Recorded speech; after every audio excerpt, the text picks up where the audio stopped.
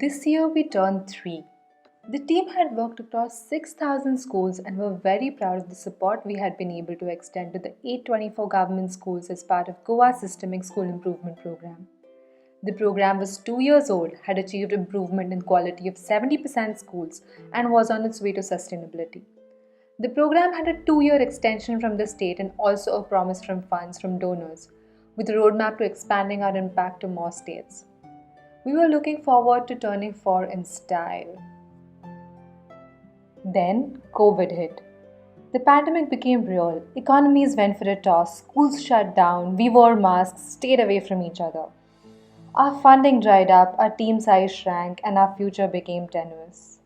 We had two choices: to cuddle up, watch Netflix, and give up, or think of what our circle of influence was and really work it.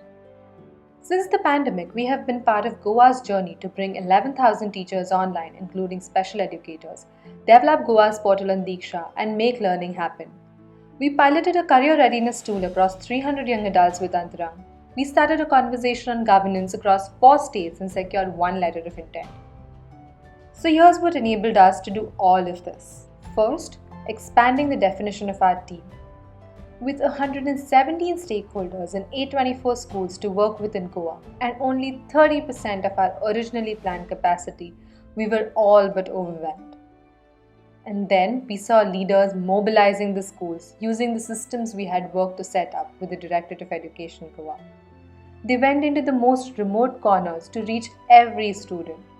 We saw them beginning to write about their impact, take the lead in orienting new leaders, and think of who and what needed to be triggered in the system for large-scale change.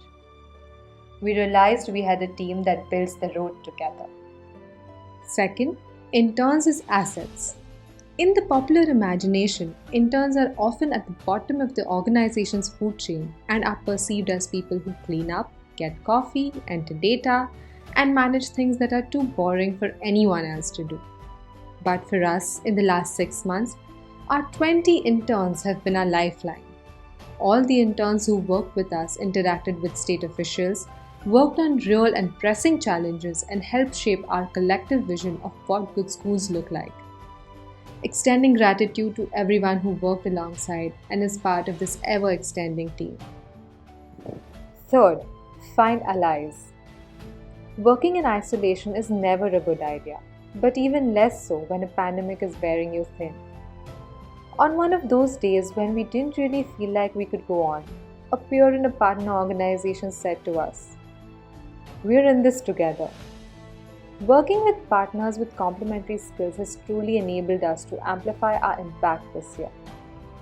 In Goa, we collaborated with Clicks, Sangat, Setu, and Mekshala to bring all of Goa's teachers online. Young Indians, CII Goa, and Antarang Foundation are collaborating with us and the state to provide government school students with practical exposure to the world of work. All our partners have stepped up to the challenge.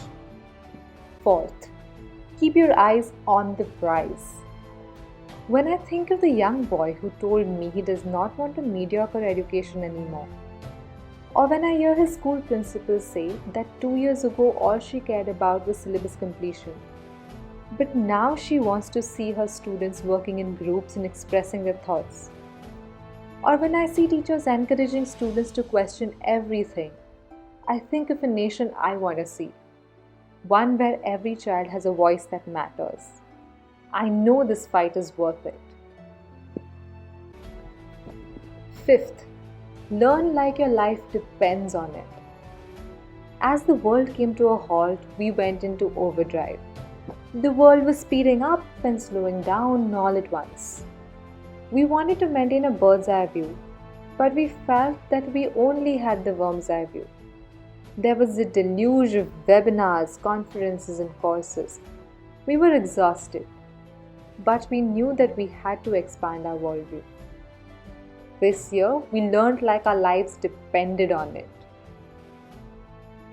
And finally, wear your oxygen mask.